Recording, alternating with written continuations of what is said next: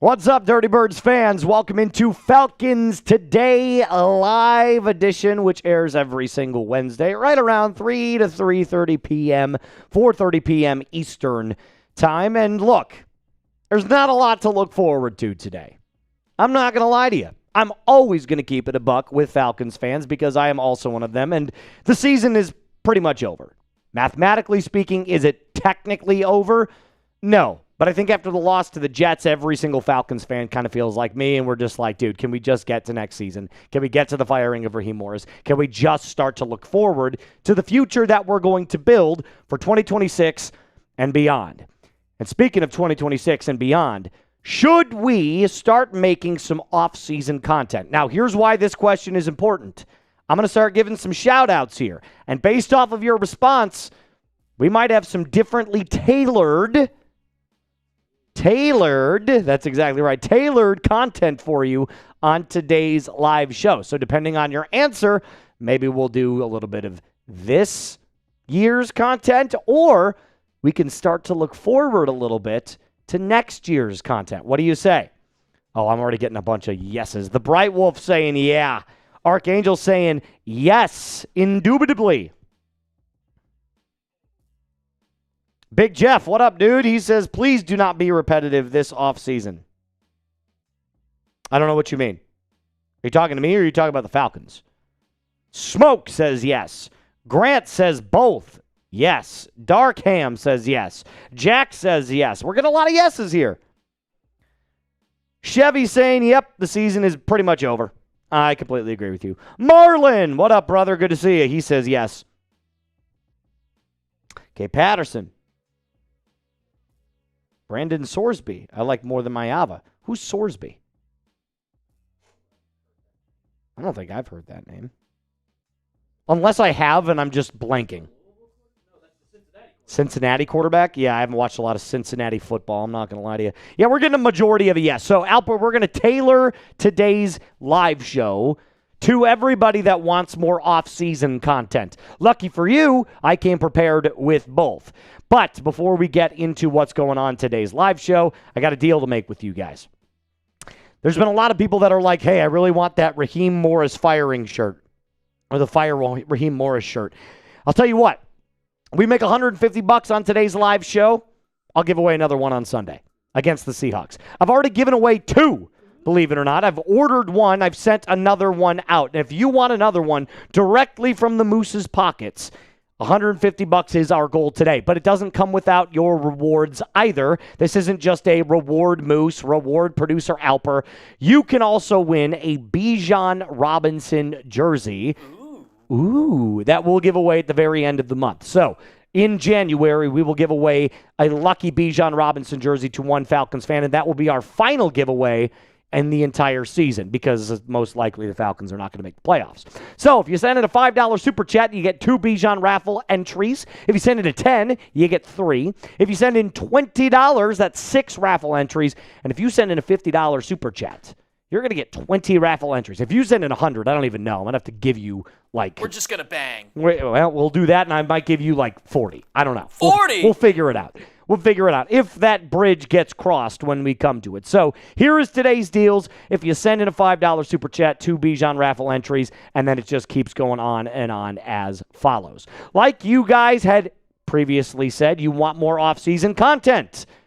I've got off-season content for you because coming up on today's show, Dane Brugler revealed what he believes the Falcons' second-round pick will be, which is actually their first pick. So it's not their first-round pick, but it is their first pick in the 2026 NFL Draft. Obviously, James Pearce Jr., currently on the team, he is that first-round pick that we traded away. Jeff Ulbrich for head coach. Should we have him as the next guy? And then, of course, a mailbag. Use hashtag Falcons or Super Chat to get in on the show. The best way to do that is to send in a Super Chat, but if you use hashtag Falcons, that will go directly into our streaming kind of software stuff, and producer Alper can pick from the very best questions. Only the best, but I see 0 questions in here. We got to get hashtag Falcons. Yeah. Like 999 World 7. You're typing in there, what's your question? Corbing, where's your question? Archangel, Where's your question? Archangel, Archangel, will you be mine? Jeff, where's your question? You can't just put hashtag Falcons. You have to put hashtag Falcons and then a question. Mike Nintendo Master, you got to spell Falcons right. Facts. Mike, it's good to see you, but I have a bone to pick with Mike. Mike keeps dropping me in the host rankings. Yeah, well, he keeps putting me up in the host rankings. Yeah, it's rude. It's rude. But you know what? I do trust his opinion. Mike's a good guy. There you go, A-Man. There we go, Mike Nintendo Master. Astro Death, I see your question, but you got to use hashtag Falcons. Blake, there's your question. Ooh. Shan coming in with the big hitter. Ooh. Mike said, you actually went up, Moose. Well, I didn't go up that much. I'm still 7th. That's okay. I'm 8. J5, what up? Big Jeff says hashtag is. Is Bill Belichick still an option? I would say yes, but I don't think he's the first option. I think Arthur Blank is one of the worst owners in the NFL, and I think he just needs to... You know what I think he needs to do? If Arthur Blank's not going to sell the team, if Arthur Blank is just going to go forward with the operations, the day-to-day operations of the Falcons, he's got to get rid of Terry Fontenot. He's just got to start over. And you got to have somebody that can just like run the organization like competently. I know that Fontenot has had some good draft picks, but he hasn't had a winning record since he's been here. So, do you think Blank's son will be better? Nothing would tell me that. I want all of them to be gone. I want all of them to be gone. I want to own the Atlanta Falcons. I want to make these decisions because I can tell you what, I do a hell of a lot better than that schmuck is doing. Let him know. But I need to let you guys know. We got almost 150 people in the chat, and we don't even have 30 likes. If you want to get the show started, we got to hit that thumbs up icon. There we go. We get to 30. When we get to 40, we could start today's show. I'll go even one step further. We can get to 45. We'll start today's show. 45 likes. Moose is the host. He makes the rules. 5 more likes. We'll get started with today's show. Also, if you guys want a chance at getting a Fire Raheem shirt, we are $148 away. 148. We're close. Oh, this team is just making me so freaking upset, man. Every single week. Every single week. Mike Tomlin? That's a good question. I would take Mike Tomlin in a heartbeat over anything the Falcons have right now. I don't think Mike Tomlin will ever get the Falcons to a Super Bowl, but I think he'll have them in playoff contention every single year. Oh, we got a ton of questions. Yeah, we're getting a lot here. Oh, you guys are already ready. Jeff Dunham.com.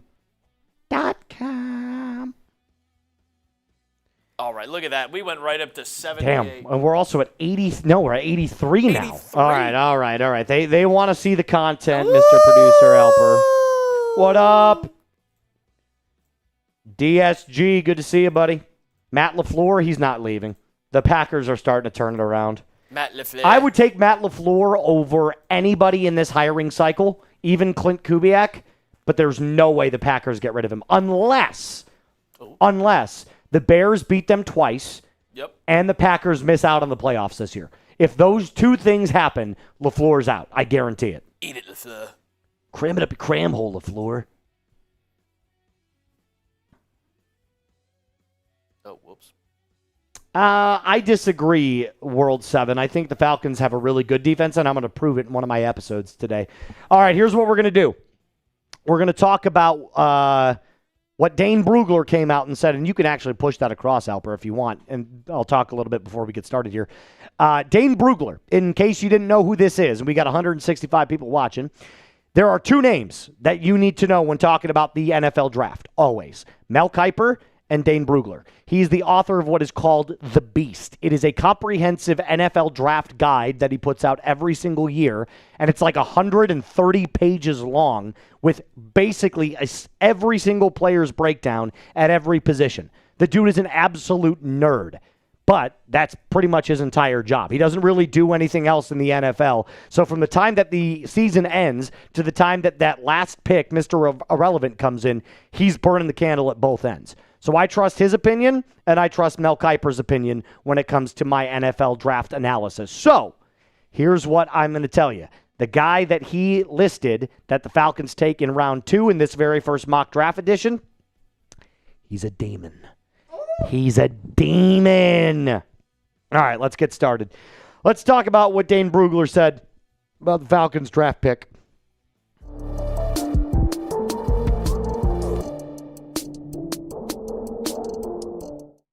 Although the season is not mathematically over for the Atlanta Falcons, we can see the writing on the wall. Raheem Morris is most likely gone. The season is pretty much lost. And now it's time to start looking to the offseason. And that's a good thing. You're going to see a lot more chipper moose here in the next coming weeks because the only place that you can go is up, or at least that's what I'm told.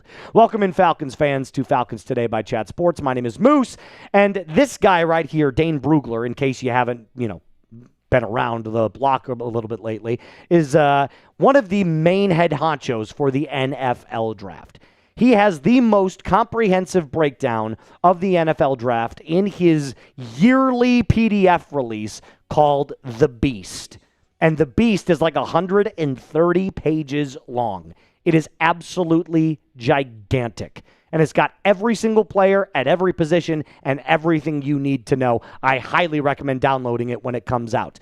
But if there's two names that I trust when it comes to my NFL draft analysis, Mel Kiper and Dane Brugler. So his word does travel and have some weight to it. Before we continue on with what he had said about the Falcons draft position, where they pick and who they're going to select, we have ourselves our very first sub-battle, which I'm surprised it took this long, but Will Ortner, the new host of Seahawks Today, came to me and said, you guys haven't done a lot of sub-battles. I'm challenging you. So this week, until we play the Seahawks, we're going to try and catch up to this number right here. Now, granted, we won't do it, but if we could beat them in the weekly sub-battle, that would go a long way to showing how dedicated Falcons fans are to this team. So do me a favor, hit that big red sub button today.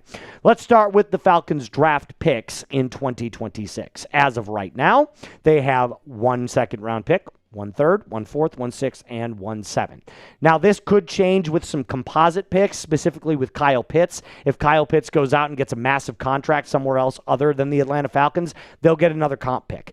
Unfortunately, that's not going to be a super high pick. So right now, the Falcons pretty much are going to stick with these 5 draft picks. You might see 1 or 2 extra ones.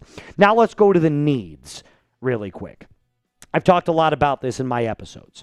Interior defensive line is at the very top. You need another wide receiver. You need another outside corner to replace Mike Hughes, and you need some offensive line depth. Outside of that, the Falcons really don't have a ton of needs, right? The team is good. There's talent on this team. And I say good in the sense of like the on-paper talent is good. This is a coaching problem. It's always been a coaching problem. So, without further ado, with the 43rd pick in the 2026 NFL Draft, the Atlanta Falcons select Germie Bernard, wide receiver from Alabama. Now, if you're a UGA fan, go Dogs! You're probably sitting here going like, great, it's a Bama guy. However, we all wear that Falcons black and red at the end of the day. So if somehow, some way, the Falcons poached Mr. Bernard and had him on the team, we'd have to root for him just the same. But here's what Dane Brugler said about his fit on the Falcons. He said, and I quote, "We'll see if the Falcons bring back Kyle Pitts in 2026. Regardless, Atlanta could use another pass-catching weapon to help take heat off of Drake London. Because of his versatility across the formation and competitive mentality," this guy's a dog, "Bernard will be a favorite among scouts and coaches." So let's start with the stats, the raw numbers. What do they look like? 11 games played, 51 receptions, 700 yards, 6 touchdowns with an average of 13.7. Not bad. Definitely not the outstanding productivity that you would want from a gigantic prospect. But for a round 2, round 3 pick, this is pretty good. And I know that Falcons fans are probably thinking to themselves, we need somebody that's an absolute burner. Well, No, you really don't. You just need someone that can run competent routes, get open in zone coverage, and take some of the load off of Drake London. Well, that's where this guy comes into play. His measurables, by the way, pretty nice. 6'1", 204 pounds. Got a bigger frame, which is really nice. No real major injury concerns. He's a surgical route runner with a very deep route tree.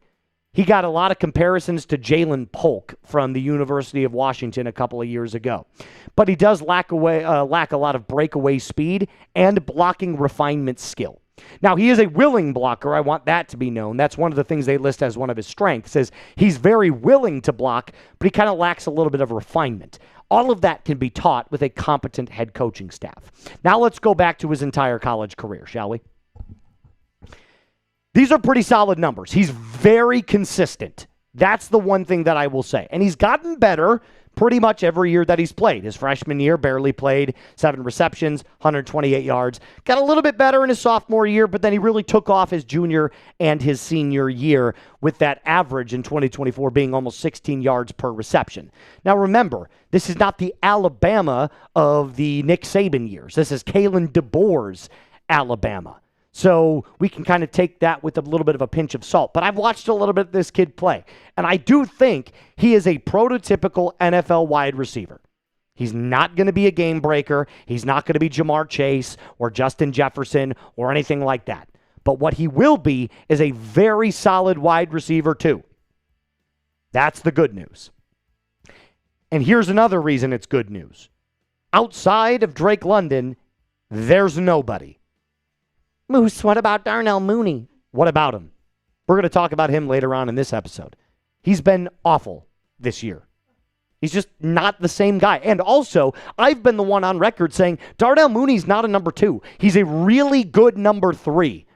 So if you gave the Atlanta Falcons, if you gave Michael Penix Jr. or whoever's at quarterback next year a solid number 2 option, Darnell Mooney can thrive as a number 3. And that's a completely different conversation to have. So I'm going to ask you really quick.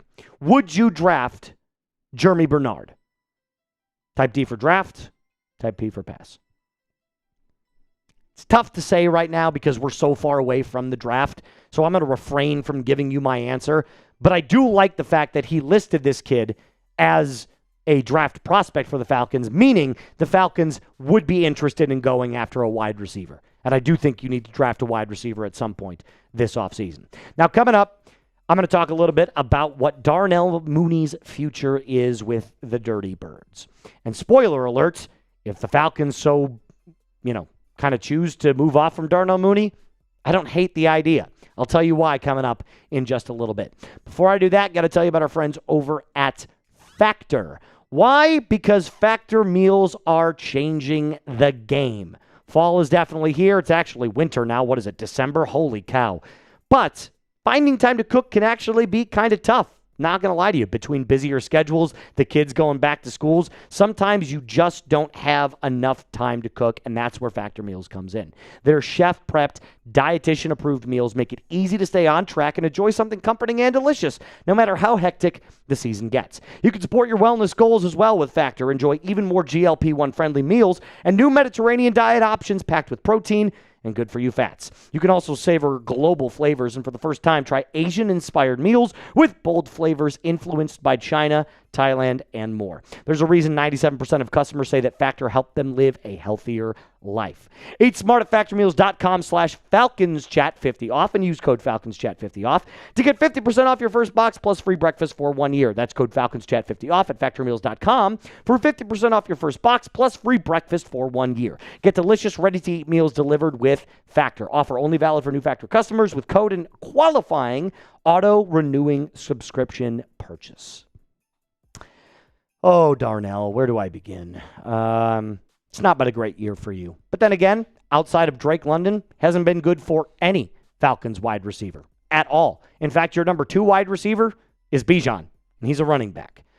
Darnell's been battling injuries. I'm fully aware of that. I won't say 100% of the blame goes on Darnell. I'm not saying he's fallen off.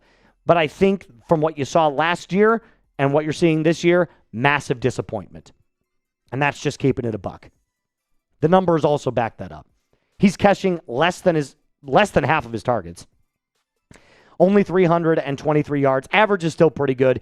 Cannot find the end zone. In fact, his first touchdown was with Kirk Cousins against the Saints. Also, elephant in the room here. You guys know this better than anybody. Mooney has 5 drops this year in 2025 and is on pace to have the most in his career. That is not an injury thing. That is you just have to not drop the ball. Like, squeeze the football, brother. And right now, you can't. So that's a major issue with Darnell Mooney right now. And I get it. Like I said, injuries play a role in some of this. But also, you have to now look at the productivity he's giving you in 2025 and realize we have to make a hard decision. Do we want to retain his services? Because in 2026, he's an $11 million cap hit. He's got the lingering injuries from this season, and his yak production is the worst of his career. What is one thing that all NFL GMs and all NFL coaches want more than anything out of their wide receivers? The ability to extend plays after they've caught the ball. The quarterback's job is to put the ball in the hands of the wide receiver.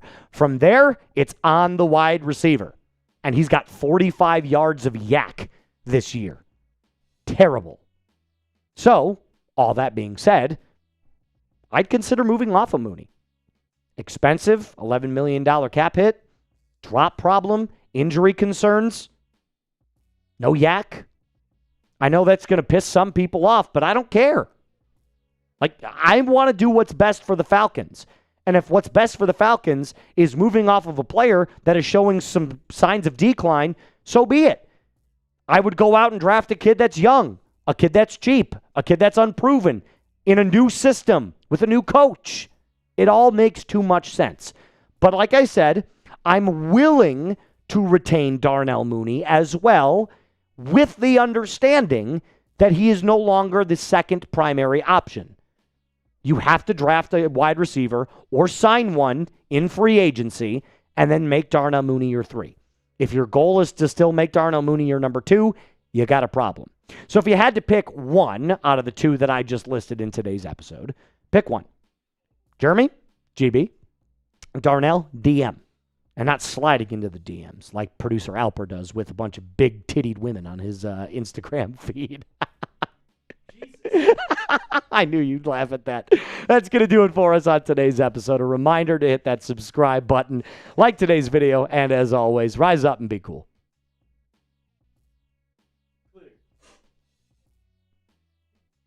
I do. I know. That's not a lie. Except one of them went away. Sad. What kind of name is Germie? If I was an athlete, you would know that. I am an athlete. I played golf in college. I was a baseball player for 15 years. Don't like it, Tony? Don't fucking watch. You don't like it? Get out of here. Criticizing a pro athlete. Yeah, I'm going to criticize him. If you're trash, you're trash. Are you still better than me? Yeah. But are you better than the other people on the NFL field? No. That is the stupidest argument I've ever heard in my entire life. You can't talk about them because you're not a professional athlete. Newsflash. Half of the people that talk about sports for a living were not professional athletes. That means they can't talk about you. That's what I'm saying, because they don't talk. Yeah, exactly. Exactly, Joey. Yeah, there you go. Can't talk about what my opinion is. You don't have a YouTube show.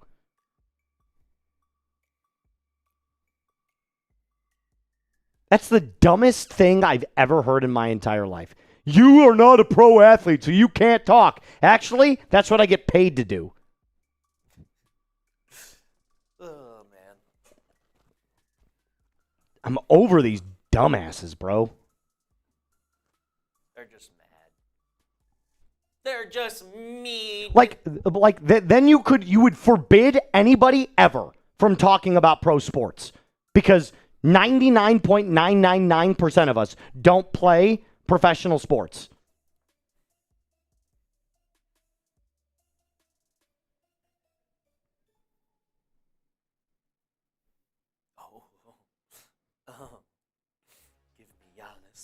Like, imagine me telling all of you guys, you can't have an opinion ever because you don't play football. And you can't talk about anything because you don't have a YouTube show like I do. That's messed up. It's so stupid, dude. Then don't play. Tony, if you're hurt, don't play. Simple as that. If you're good enough to get on the field, you should be playing at a level that you should be playing. If you're hurt, don't play. Simple as that. No, Tony, you literally did say it. You said another non-athlete criticizing a pro athlete, insinuating that I can't criticize him because I'm not a pro athlete. That's dumb. I'm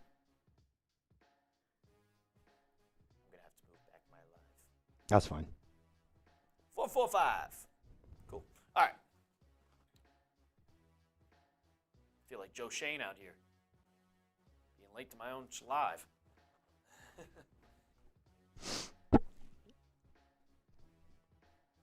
That's the type of stuff, like, I will never, if you come at me, right, like if you come at me and you have a football take and you disagree with something I say, I'm never going to be upset at you because, like, you're entitled to your own opinion. But to make dumb statements like that is absolutely out of this world, and it's what makes me so mad. Ooh, a breaking ribbon. Take the Ben Johnson approach. How about we fire every single radio broadcaster and every television person that's never been a professional athlete because they've never done it?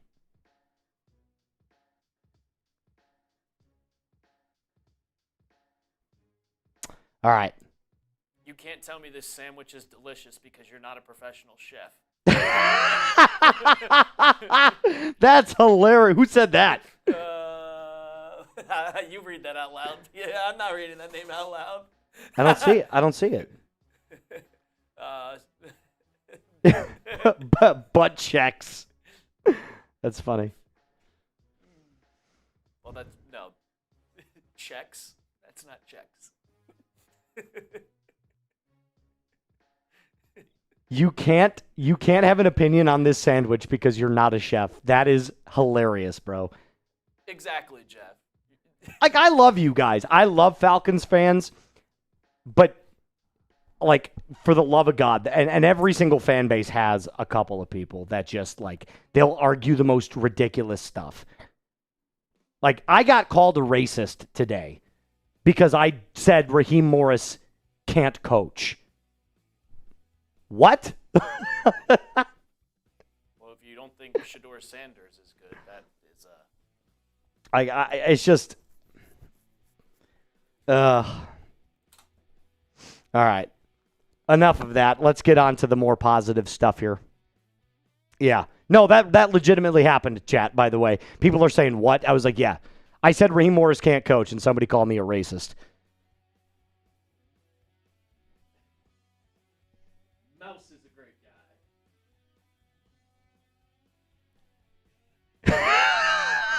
Jeff said you can't criticize sushi because you're not Japanese. That's literally what I said. I said Raheem can't coach. Oh, man, that's funny. All right. By the way, one of my top 10 head coaches of all time is black. Mike Tomlin. He's one of the greatest head coaches I've ever seen. Brian Flores, I thought, and Brian Flores, unfortunately, was the coach of the Dolphins, and he had a rookie Tua. His owner was an idiot and bribing him to lose football games. You remember that? That's funny. All right, let's do this. Should Jeff Ulbrich be the next head coach? I think that's an interesting narrative that I've seen a lot of Falcons fans get down in the comment section of our videos. And I want to explore it on this next episode because while I don't think Jeff Ulbrich is going to be the next head coach, does he deserve an interview? Maybe. We'll figure it out. Let's talk about it.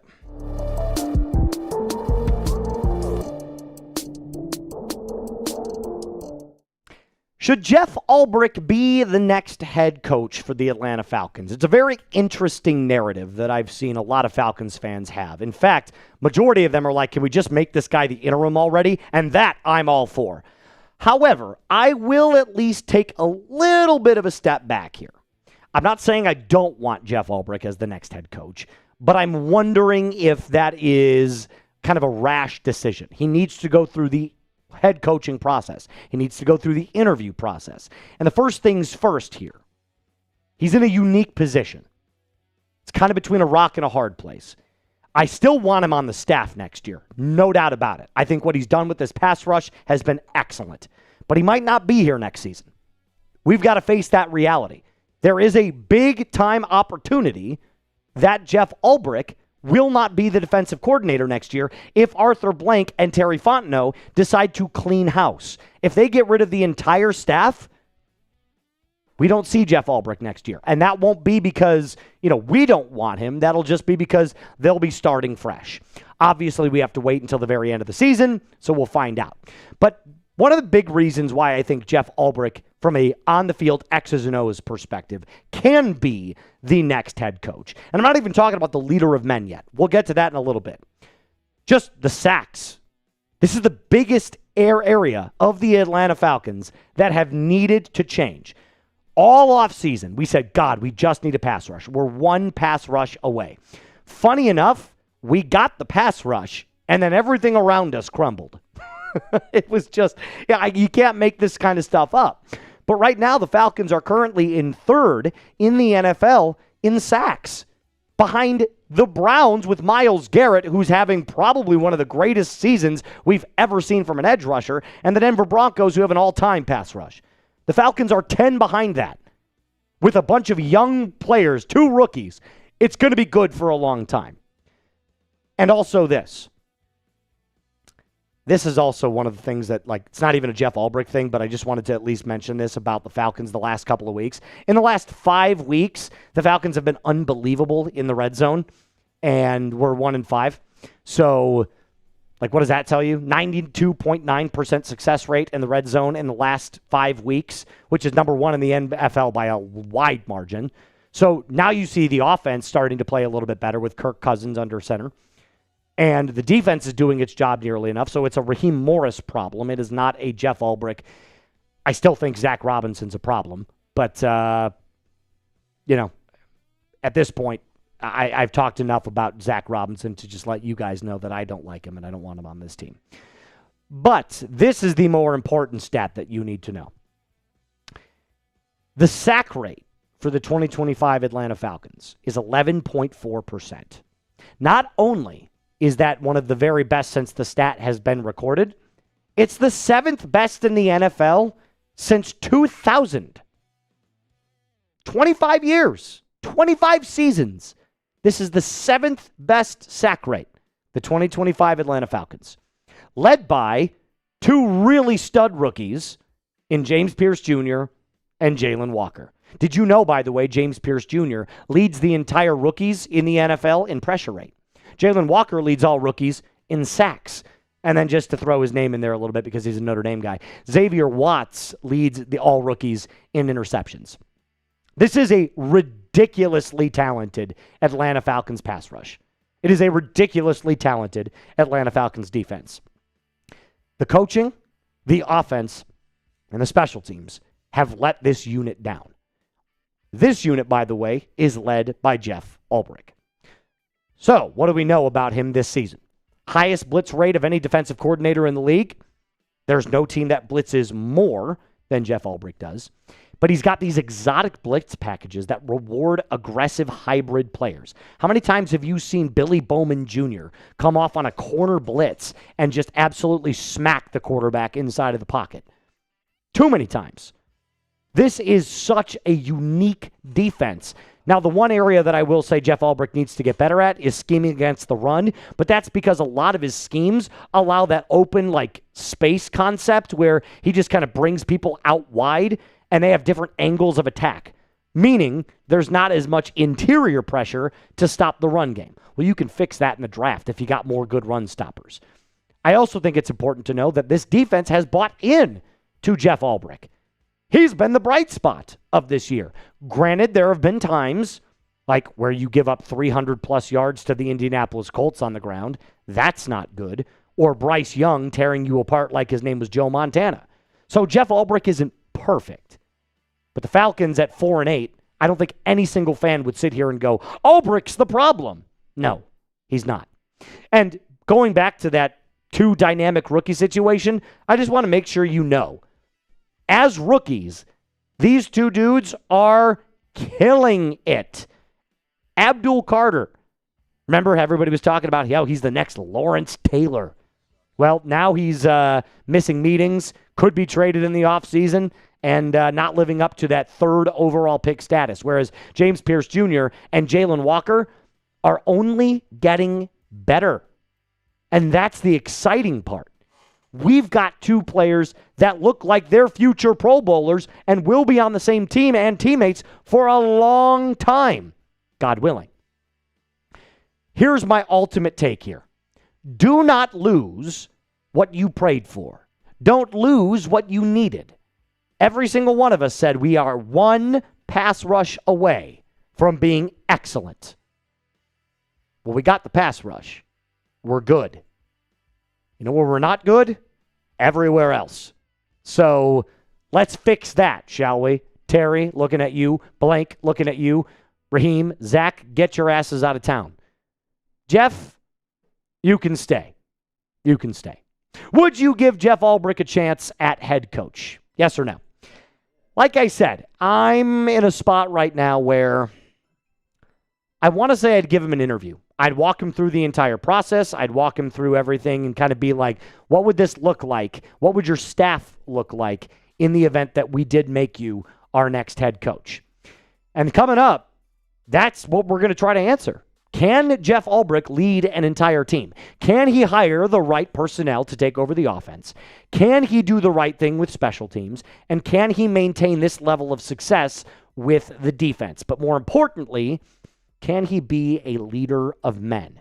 We're going to answer those questions coming up right after I tell you about our friends over at Prize Picks. Look, everything has changed. The weather has officially dropped. It's winter now, and all these different awesome stuff are going on at the exact same time. Basketball matchups are going on, playoff pushes, bowl games. And while you and I are deciding what decisions to make, what to eat, what to buy for Christmas, there is one place where it continues to be good to be right. And that's on Prize Picks. There's a brand new feature alert. Prize Picks now has early payouts. If your lineup gets off to a hot start, you may now have the option to cash out those winnings before the game even finishes. Is your fantasy season already over? My team is cooked, but with Prize Picks, I don't have to wait until next year's draft. Prize Picks lets you play fantasy football every single week, pick your favorite players, and win when they hit their projections. How do you play? Super easy. Pick the player, more or less, watch your money multiply. Up to 2,000 times your cash this football season on Prize Picks. Download the app today. Use code CLNS to get $50 in lineups after you play your first $5 lineup. That's code CLNS to get $50 in lineups after you play your first $5 lineup. Prize Picks. It is good to be right. Oh, that's a small Jeff Ulbrich. But Jeff went 3-9 as the Jets head coach in 2024. So it's not like Jeff's never done it before. He was the interim for the Jets after Robert Saleh got fired. Two of those dudes, believe it or not, I thought kind of, not that they got an unfair shake at everything, but the odds were stacked against them. They were coaching the Jets. It's the Jets, man. They suck. But I'm very okay with Jeff Ulbrich's, leadership in those moments, because if you go back to 2024 and you look at the Jets' problems, they were a dumpster fire. Aaron Rodgers is a media nightmare. Maybe not this year, but he's also 41 years old, and this might be the last year of his career. The offensive line was absolutely terrible. Woody Johnson is an awful owner, and they fired their GM midseason. So you had one massive bomb after the other. Actually, it kind of reminds me a little bit of the Falcons. But in case you were wondering, Moose, we know what we've seen on the field. What does Jeff Ulbrich look like as a leader of men?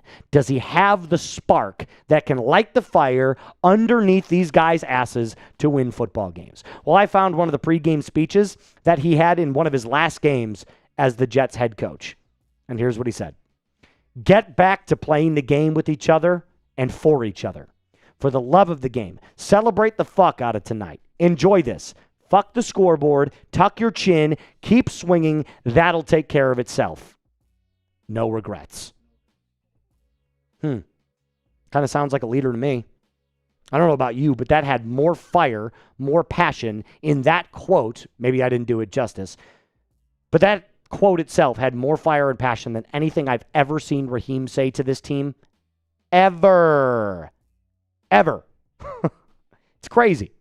So, we found the leader of men. We saw the X's and O's. What about the offense? Because as the head coach, you got to hire the right offensive coordinator.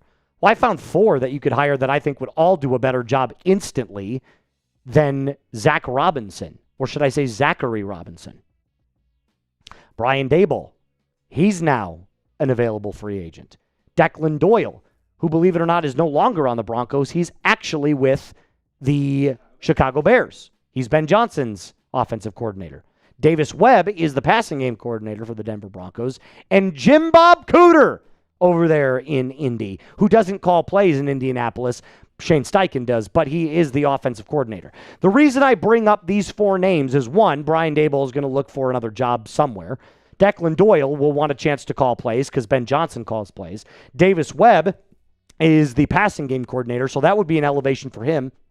And Jim Bob Cooter could be the type of guy that wants a chance to call plays as well. All that to say this, I think Ulbrich's going to get interviewed for the job.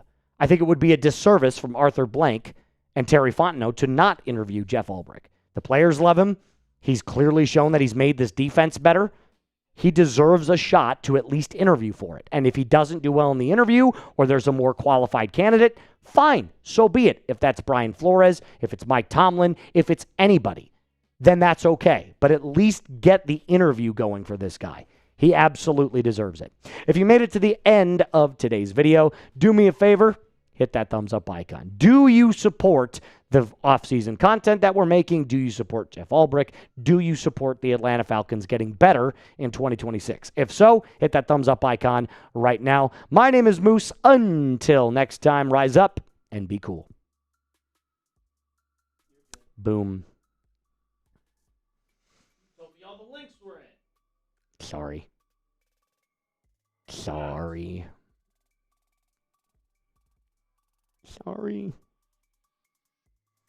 Ooh.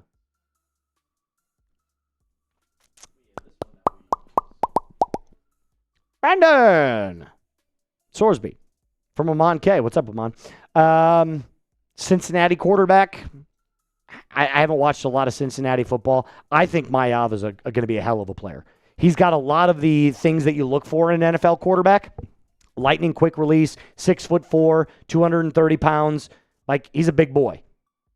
The one area that I think he needs to get better at is when the pocket collapses, when he's under pressure, he kind of panics a little bit.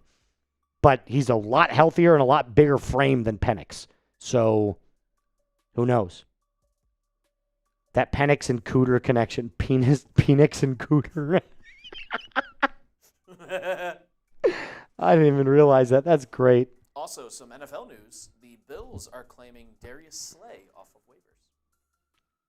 The Bills? The Bills. Wow. Darius Slay is going to the Bills. Interesting.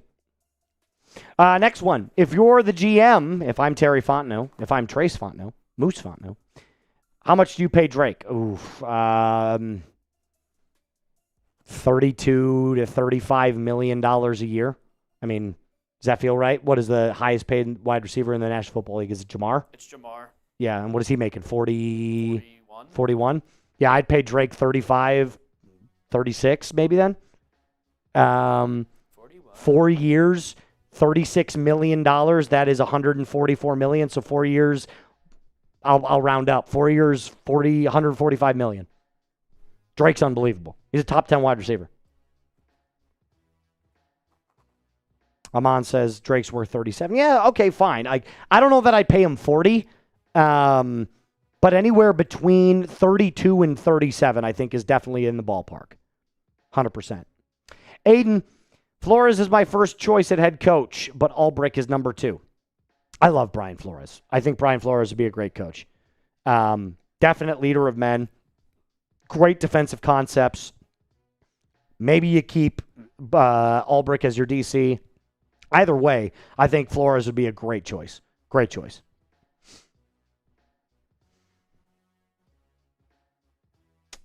I know this won't happen, but what if you got Kyle Shanahan as head coach and Clint Kubiak as OC?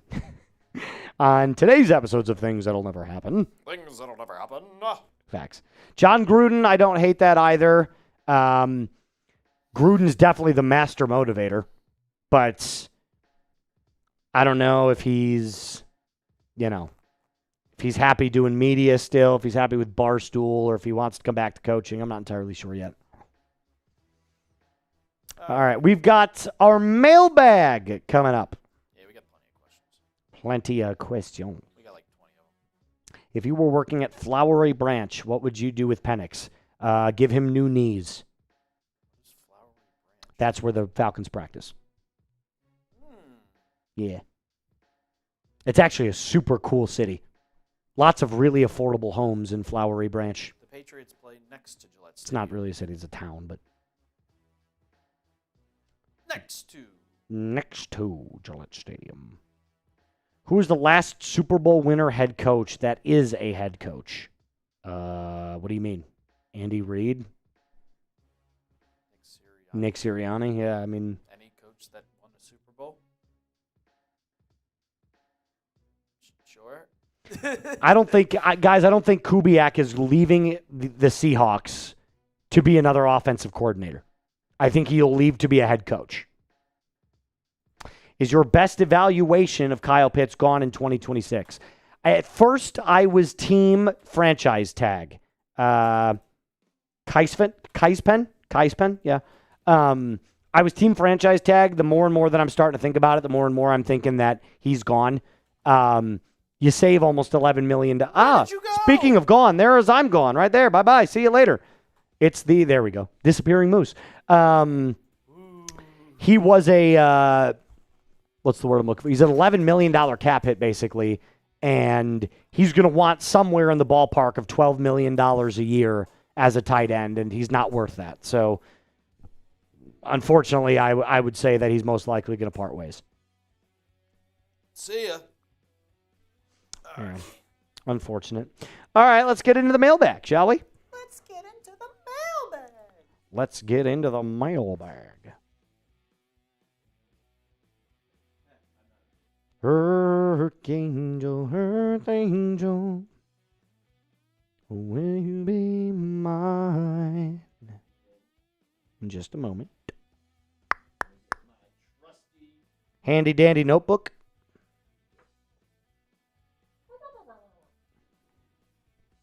Steve Wilkes as head coach.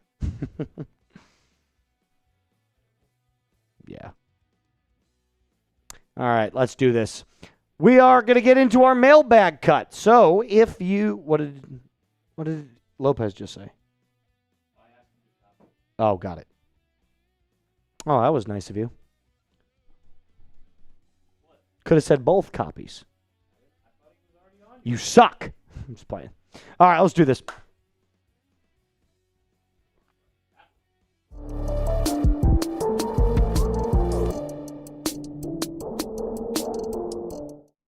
Mailbag time here on Falcons Today, from real Falcons fans to another real Falcons fan right here, all about the, you guessed it, Atlanta Falcons. And the only questions that I think we're concerning ourselves with now are, when on earth is this coaching staff going to be out the door?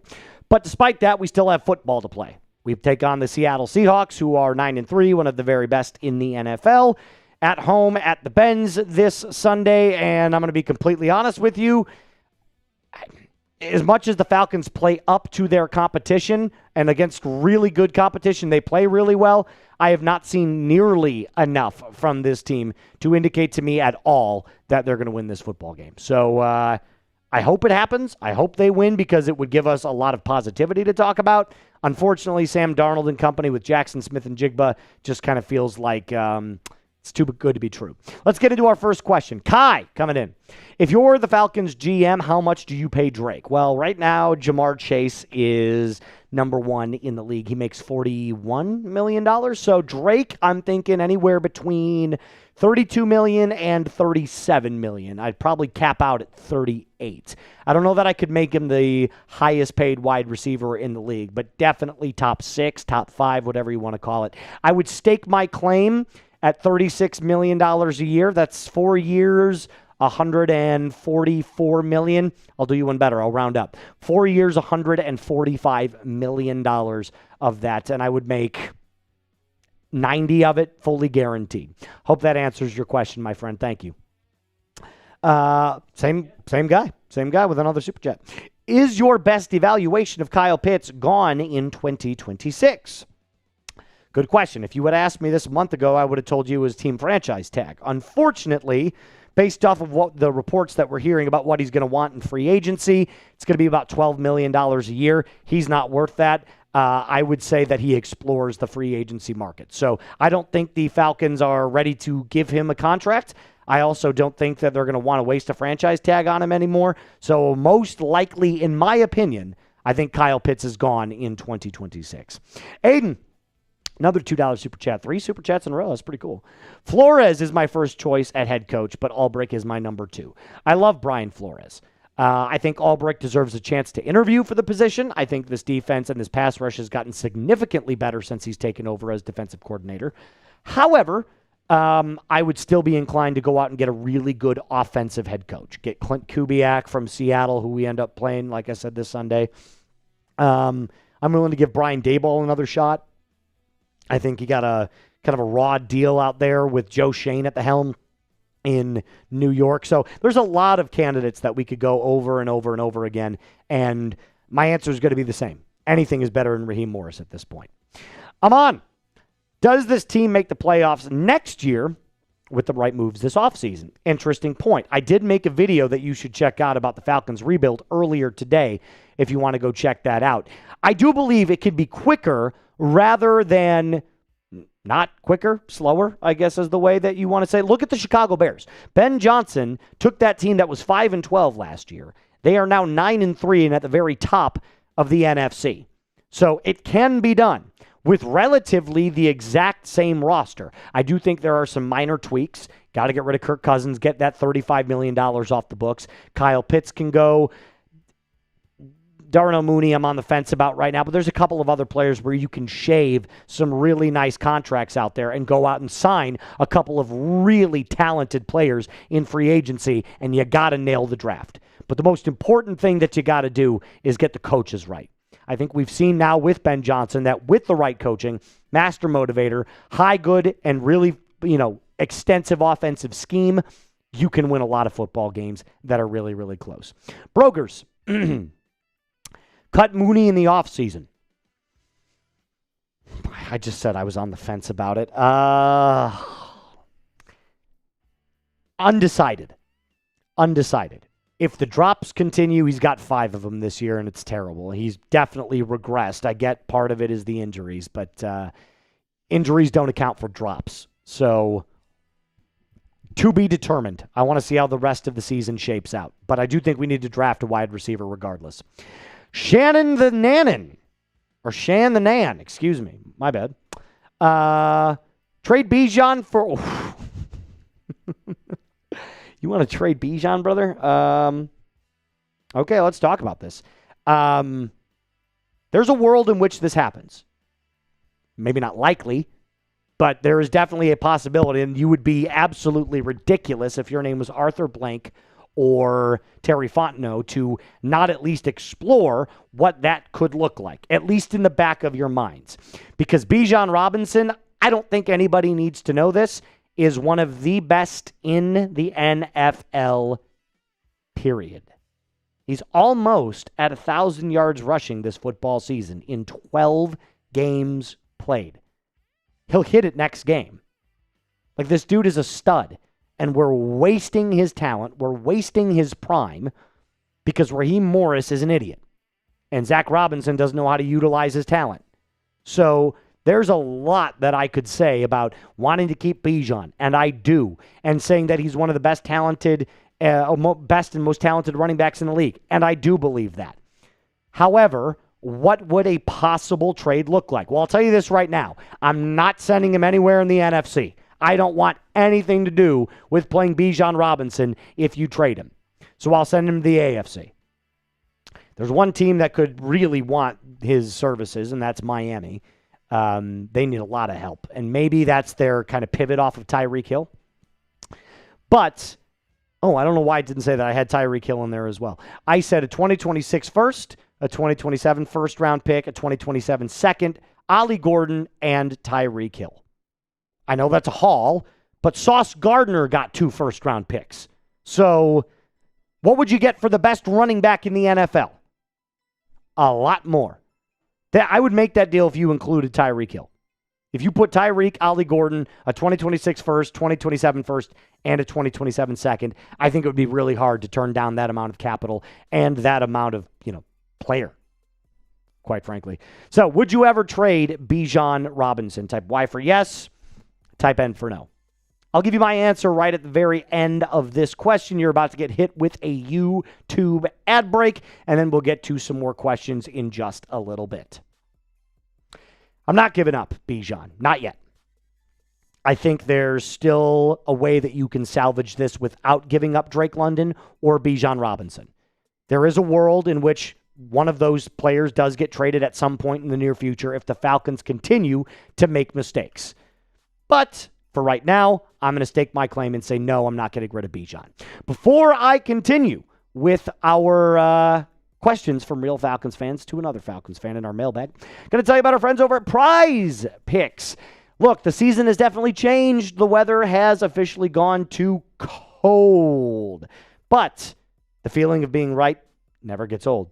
Makes so much sense, I sound like Dr. Seuss. Basketball matchups, playoff pushes, it all happens all at once. And while you and I are out here making decisions every single day on what gifts to buy, what to eat, which game to watch, there is one place where it feels good to be right, and that's on Prize Picks. There's a brand new feature alert. Prize Picks now has early payouts. If your lineup gets off to a hot start, you now have the option to cash out those winnings before every game finishes. How does it work? Very simply put. You pick your player, their stat projections, the more or the less, and you watch your money multiply. It takes 30 seconds to make a lineup. So do me a favor, download the app today. Use code CLNS to get $50 in lineups after you play your first $5 lineup. That's code CLNS to get $50 in lineups after you play your first $5 lineup. Prize Picks. It is good to be right. I'll put all of that in the comments and description of today's video, by the way. And I'm reading the live chat right now as we're going along, and I've noticed that everybody's saying there's no shot in hell they would ever give up Bijan. You'd be surprised what you would be able to give up depending on the package that was given. I understand he's a fan favorite. I love Bijan, and that's why I said I'm not giving him up right now. But given the short lifespan of running backs, if you got a haul for Bijan, it would be very hard for any GM, not just Terry Fontenot, to say no to that deal. John Kilpatrick, will Raheem still be a coach if he loses to the Seahawks? Yep, unfortunately. Unfortunately, Blank's not going to do anything. He's not going to fire him until after the season, if he fires him. I was reading an article today, and maybe I'll make a video on it later this week, that Blank still has a lot of faith in Raheem Morris. Faith in what? Faith in the ability to lose close games, because he's great at that. He's awesome at that. I just don't understand what the obsession is with keeping this guy, at least through the remainder of the season anyway. Mike Nintendo Master, what's the biggest position of need for the Atlanta Falcons?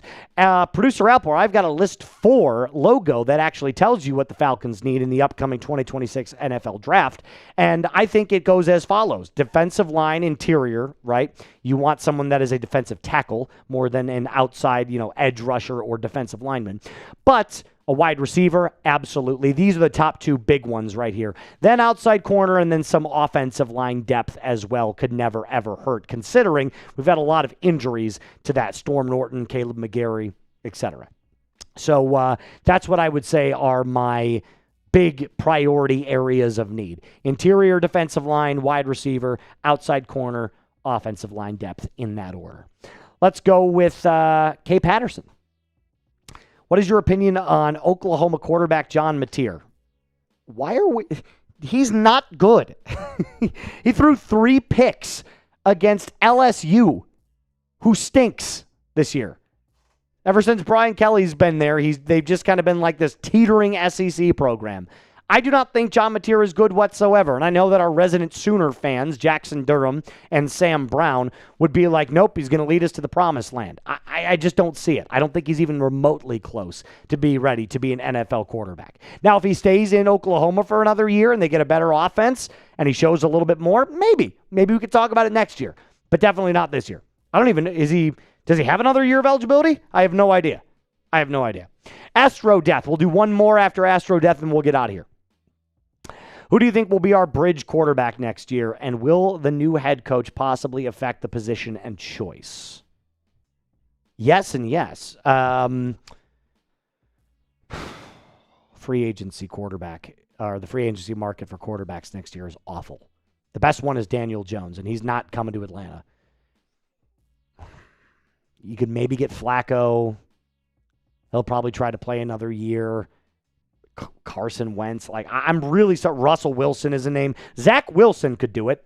I would sign Zach Wilson, I think, under the right scheme. If you signed Clint Kubiak, by the way, if Clint Kubiak was your head coach, I think I would go out and get a guy like Zach Wilson. He's still got the talent of somebody that can play in the NFL, but the execution has been lacking, and he really hasn't had the best coaching.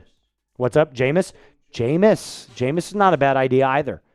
I would take Jameis in a heartbeat. I think it's his goal to play for all 32 teams in the NFL. I would take Jameis in a heartbeat, 100%. Yeah, he throws 40 picks a year, but he also throws 40 touchdowns. So productivity is not his weakness. He definitely throws a lot. Archangel is our last one, fan favorite of the show. Shout out to him. Could Xavier Watts be ready to take that next step if Bates was to go? Yes! Thank you, somebody asking this question. Holy shit. Yes. He's my dog, dude. I said, and I will continue to beat this drum until it doesn't beat anymore. Before the draft started, this was back in the early days of April of 2025, so 2 weeks, 3 weeks before, I said whatever team gets Xavier Watts is going to have the best safety in the NFL by year 3. He's already he's in contention for Defensive Rookie of the Year. So this dude's an absolute stud. He needs to get better in coverage. There's no doubt. But playmaking ability is there. Hard-hitting ability is there. I love everything about Xavier Watts. I also love Jesse Bates. I don't want him to go. But you could then kind of move up and elevate DeMarco Hellams and just kind of see what he's got, because he's another hard-hitting guy. That's going to do it for us on today's episode. Thank you guys so much for joining me today. As a reminder to rise up and be cool. Cool. Clear. Mac Jones. I don't think Mac Jones is going to be an option. I think they're going to retain him in San Francisco. I think they're going to do it. No, not going to get rid of Brock, but I think they'll offer Mac a big-time backup contract. And I think Kyle privately is talking to him saying, if there's another bad year for Brock, you're the guy. Maybe. Oh, yeah, I'll let Aller take that question. Alper, excuse me. Go ahead, Alper. Tell us how you feel about Drew Aller. The man sucks. He has no mobile game whatsoever. He is basically Penix in the pocket, and he has he's worse arm than Penix. He is not accurate at all. He is not going to be a good NFL quarterback. The only reason why people think he's still going to be a prospect is because the man is 6'4", 220 pounds. But he is ass. Speaking of ass. Can't read a defense. Speaking of ass, the dog sit says, what do you think of 9? Talk about some ass, man. He's terrible. He's not even an NFL quarterback. He's off. If you drafted Drew Aller, if any team drafted Drew Aller, it's a waste of a draft pick. He's not an NFL quarterback. You have to draft him in like the 5th. Later than that.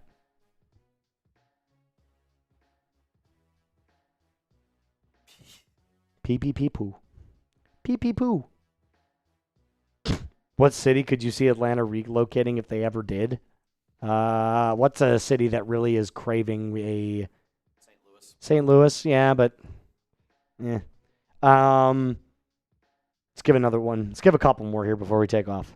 Somewhere in northern west? No. Well, maybe. You'd have to, like... If you were going to go Midwest, you would have to be, like, dead center, so all of those Midwest states could... Portland what? Oregon? Yeah. No, they're Seahawks fans up there. San Antonio, No, I'm saying you'd have to be right in the middle of the Midwest. Like, you'd have to be in, like, Omaha and then have all those other ones. Denver has of the Broncos. Yeah, I know, but I'm saying that's Denver. Right smack Oh, dab true. in the Yeah, Midwest. no, you're right. True. Jackson, Mississippi. No. Oakland wants their team back. Every single Yeah. sports franchise left Oakland. Yeah. The Warriors left Oakland. The A's left Oakland. The Raiders. I could now. left I don't think. Oakland. I don't think they're ever going to move. I don't think the Falcons will ever No, move. Atlanta's a major city. Atlanta has a football team, a baseball team, and a basketball team. Yeah. Never. They would never leave Atlanta. And they have the gigantic stadium. Facts. That they built on a church. That's why their luck is so bad. That's true, by the way. They built it on a yeah. They built Gillette Stadium next to the piece of shit Foxborough Stadium. Gillette Stadium, home of Drake May. Yes. Home of Drake the Schedule May. Schedule. All right. The Benz is an awesome stadium. All right, that's going to do it for us on today's live show. Thank you guys so much for joining me today. Appreciate you stopping by, getting your last-minute super chats in. Rise up, Atlanta Falcons fans, and be cool.